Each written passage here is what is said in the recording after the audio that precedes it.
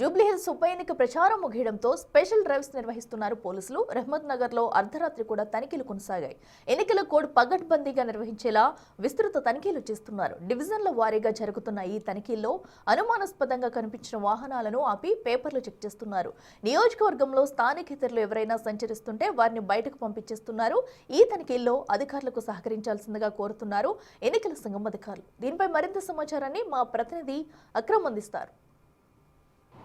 జూబ్లీహిల్స్ ఉప ఎన్నిక నేపథ్యంలో ప్రచారం నేడుతో ముగిసింది. దాంతో పోలీసులు ఎక్కడికక్కడ తనిఖీలు చేస్తున్నారు. ఇప్పటికే ఎన్నికల కోడ్ నడుస్తుంది. కానీ ఈ రోజు సాయంత్రం 6 గంటలు, ఎందుకంటే ఎన్నికల షెడ్యూల్ రిలీజ్ అయినప్పటి నుంచి ఈ రోజు వరకు కూడా ముఖ్య నేతలు ప్రచార సభలు ఆటపాటలతో దద్దరిల్లున్నటువంటి జూబ్లీహిల్స్ బస్తీలన్నీ ఈ రోజుతో ముగిపోయాయి. ఈ రోజు సాయంత్రం 6 గంటల నుండి ఇక పూర్తిగా కూడా ప్రచారం ఆపేయాలంటూ కూడా చెప్పారు. సో దాంతో పోలీసులు కట్టుదిట్టం చేశారు భద్రతను. మనం ప్రస్తుతం రహమత్ నగర్ చెక్ పోస్ట్ వద్ద ఉన్నాం. ఒకసారి చూసుకోవచ్చు. మొత్తంగా కూడా కార్లు, అదేవిధంగా బైక్స్, 2 వీలర్స్, 4 వీలర్స్ అన్ని కూడా చెక్ చేస్తున్నారు. 1-2 సార్లు కూడా డిక్కీలను అవన్నీ కూడా పరిశీలిస్తున్న పరిస్థితి కనిపిస్తూ ఉంది. ఏదైనా అనుమానం వస్తే ఖచ్చితంగా వాహనానికి సంబంధించినటువంటి పేపర్స్, డాక్యుమెంట్స్ కూడా చెక్ చేస్తున్నారు. సో ఇప్పటికే అన్ని చెక్ పోస్టుల వద్ద పోలీసులు మోహరించారు.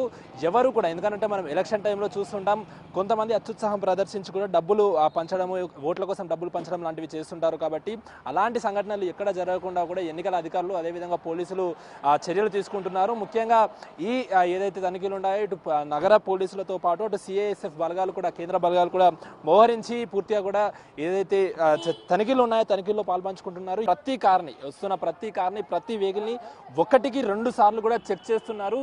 సపరేట్గా వీడియోగ్రాఫర్ని కూడా పెట్టుకొని ప్రూఫ్స్ కోసం కూడా చెక్ చేస్తున్న పరిస్థితి కనిపిస్తుంది. ముఖ్యంగా 14వ తారీఖు అయితే రిజల్ట్స్ ఉండనున్నాయి. సో 11వ తారీఖు అయితే ఎలక్షన్ ఉన్నాయి. సో ఎలక్షన్ కోడ్ వచ్చే వరకు కూడా ఈ 3 రోజులు కూడా ఖచ్చితంగా అందరూ ఏదైతే తనిఖీలు ఉన్నాయో దానికి అందరూ సహకరించాలంటూ కూడా చెప్తున్నారు. ఎవరు కూడా డబ్బులు పంచడం లాంటి ఎవరు చేయకూడదంటూ కూడా చెప్తున్నారు. ఇప్పటికే ఎన్నికల అధికారి కర్ణన్ కూడా దీనికి సంబంధించినటువంటి తనిఖీలను సీరియస్గా చేశారు. 136 డ్రోన్లతో కూడా ఎలక్షన్ పూర్తిగా నిర్వహిస్తామంటూ కూడా చెప్తున్నారు.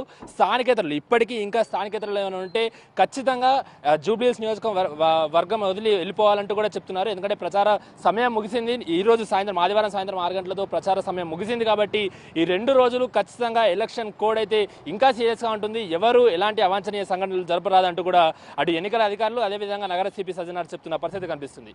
విడుదల శివతో అక్రమ్ బిగ్ టీవీ, రహమత్ నగర్ నుండి.